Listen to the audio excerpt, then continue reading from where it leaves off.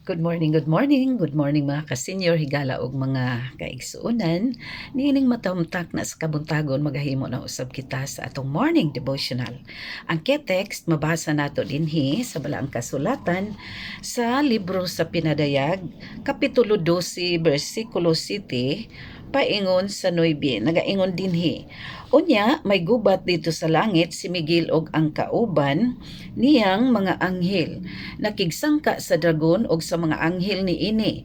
Apan nabuntog ang dragon og ang mga anghel ni ini o gipahinginlan sila gikan sa langit. Gitambog ang dakong dragon ang karaang bitin nga ginganlagyawa o Satanas nga maoy naglimbong sa tibuok kalibutan. Gitambog siya uban sa tanang mga anghel niya ngadto sa yuta. Mag-ampot ta. Amahan nga langit nun ining matahumtak na sa kabuntagon, magahimo na usab kami sa pagpadminaw ni ining mga balasahon gikan sa balaang kasulatan ug sa mga balasahon sa mga hitabo sa katapusang panahon nga sinulat ni Ellen White. Amahan, nangamuyo kami nga ikaw magapanalangin ni ini nga buluhaton aron kini magapadayon hangtod sa imong pagbalik. Anda mausab kami ni ini Ginoo nga ang among mga hunahunag kasing-kasing mapuno sa kahibalo ug kaalam gikan kanimo aron masabtan namo kini kun unsay ipasabot kanamo ni ining mga lalom nga mga pagtulun-an gikan sa balaang kasulatan. Hinaot imo kaming giyahan pinaagi sa balang Espiritu Santo. Amo kining pagadawaton tungod lamang sa ngalan ug gahom ni Ginoong Hesus. Amen. Magapadayon na usab kita mga pinalangga kong mga kasenyor, higala og mga kasilinganan sa pagtuo ni ining mga hitabo sa katapusang panahon. Nagaingon dinhi ang magsusulat Ellen White niya kita sa topiko mga balaod sa Domingo. Busa gani ato gyung gitun-an pag-ayo kining libro sa Pinadayag tungod kay niya nagahisgot ni ini ang mga mapintas nga mananap, ang babayi, ang dragon o ang yawa si Satanas nga mao ang karaang bitin. Ang dragon nga diin maglilimbong sa tibuok kalibutan gikan pa sa pagkahimugso ni ining kalibutana.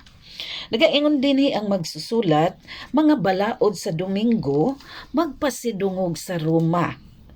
Sa diha nga ang pangulo nga mga iglesia sa Estados Unidos makighiusa sa ubang mga punto sa doktrina sumala sa ilang gituman nga managsama maga-impluwensya sa estado sa pagtuman sa ilang mga sugo ug sa pagpadayon sa ilang mga institusyon.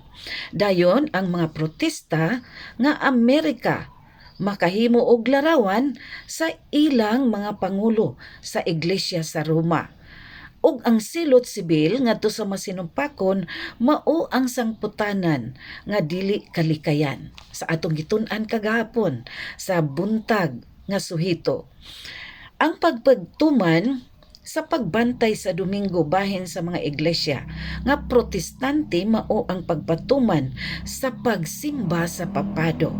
Apan ang maugayod nga buhat sa pagpugo sa katungdanan sa relihiyon sa gahom sibil ang mga iglesia sa ilang kaugalingon magahimo sa larawan nga iya sa mananap nga mapintas busa ang pagpugo sa pagbantay sa Domingo sa Estados Unidos o sa kapagpugos sa pagsimba sa mananap nga mapintas ug sa iyang larawan.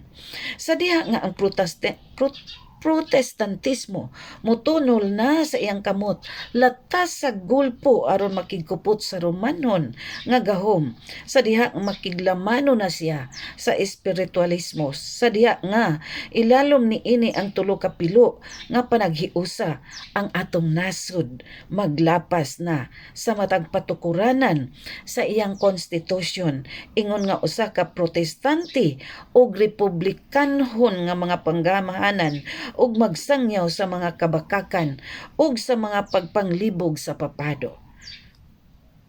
Diha unya dayon nga kita mahibalo nga miabot na ang panahon sa katingalahang binuhatan ni Satanas ug nga ang katapusan haduol na. Mga minahal kong mga kaigsuunan, mga higala o kasenyor. Niining matahumtak na sa kabuntagon atong nangadunggan ang mga talambagan nga ato yung tun-an pag-ayo ang libro sa pinadayag.